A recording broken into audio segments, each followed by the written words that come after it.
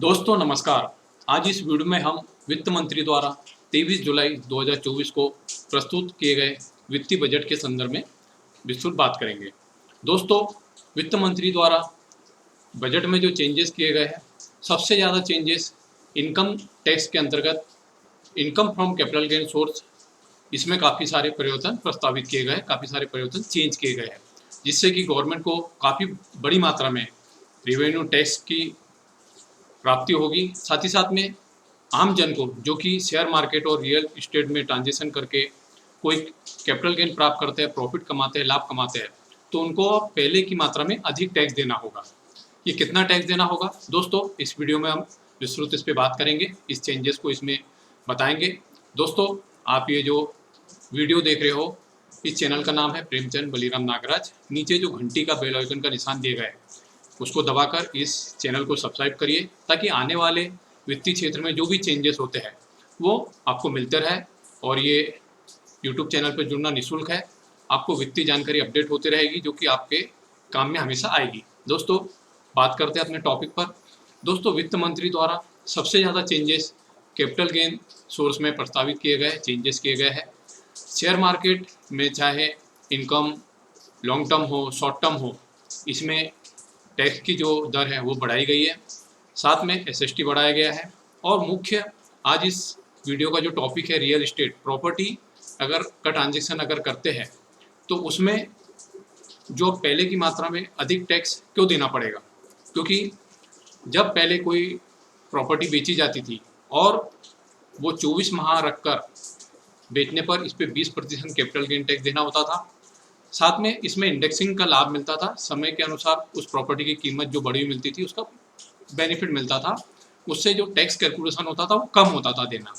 लेकिन अब जो प्रस्तावित किए गए चेंजेस, उसमें 20% की जगह long term capital gain tax अगर प्रॉपर्टी बेचने पर होता है तो वो 12.5% किया गया है।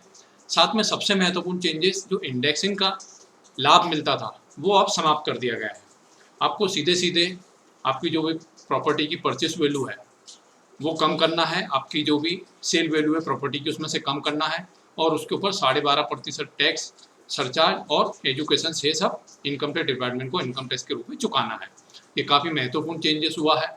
हर ट्रांजेक्शन करने वाला जो कि प्रॉपर्टी बेचता है कभी किसी कारणवश आवश्यकता पड़ने पर, तो उसको पहले की अपेक्षा में बड़ी मात्रा में अधिक टैक्स इस चेंजेस के बाद देना पड़ेगा। दूसरा चेंजेस, प्रॉपर्टी बेचने पर 1% TDS काटना होता था। इसकी जो लिमिट थी पहले, अगर किसी प्रॉपर्टी की कीमत 50 लाख से ज़्यादा है, तो उस स्थिति में 50 लाख से ज़्यादा की कीमत की प्रॉपर्टी बेचने पर जो खरीदार होता है तो उसको 1% TDS काटकर बेचवाल जो भी सेलर है उसके पैन कार्ड पर आयकर विभाग में जमा करना होता था, और उतना पेमेंट कम करके बाकी पेमेंट करना होता था बैंक चैनल के माध्यम से। सेलर जब आयकर रिटर्न भरता था तो जो परचेसर ने 1% TDS काटा, उसका क्लेम या रिफंड जो भी स्थिति बने, प्रॉपर्टी बेचने पर टैक्स का कैलकुलेशन करके अगर टैक्स की लाइब्रेरी आती थी तो जो TDS कटा है उसमें सेटअप हो जाता था, और अगर रिफंड की स्थिति बनती थी तो उसको आयकर विभाग से वापस मिल जाता था। लेकिन अब यहाँ महत्वपूर्ण सबसे एक चेंज किया गया है, चाहे प्रॉपर्टी बेचने वाले एक से अधिक हो या खरीदने वाले एक से अधिक हो, अगर प्रॉपर्टी की कीमत 50 लाख से ज़्यादा है तो अब इस पर TDS काटना अनिवार्य कर दिया गया है। उदाहरण के लिए समझे कि मान लो पहले कोई प्रॉपर्टी 80 लाख की थी, सेलर की प्रॉपर्टी सेल करने की वैल्यू 80 लाख, खरीदार इसमें 2 थे। अगर एक ही खरीदार होता तो उसको तो TDS काटना ही 1% पूरे 80 लाख पर। लेकिन अब अगर मान लो ये 2 खरीदार थे, परचेसर थे, तो ये डिवाइडेशन हो जाता था 80 लाख का 40-40 लाख, तो वो 50 लाख की जो लिमिट थी उससे कम हो जाते थे। अब इन्होंने चेंजेस ये किया है कि खरीदार चाहे एक से अधिक हो, लेकिन जो प्रॉपर्टी है अगर उसकी वैल्यू 50 लाख से ज़्यादा है तो TDS अब काटना ही होगा, 1% TDS काटना होगा अपने अपने रेशो के हिसाब से। अब यहाँ प्रॉपर्टी की वैल्यू जो एग्जाम्पल दिया उसमें है 80 लाख, तो खरीदने वाले 2 है, तो दोनों को 40-40 लाख पर TDS काटना होगा 1% से। सेलर के पैन कार्ड पर ही आयकर विभाग में जमा करना होगा।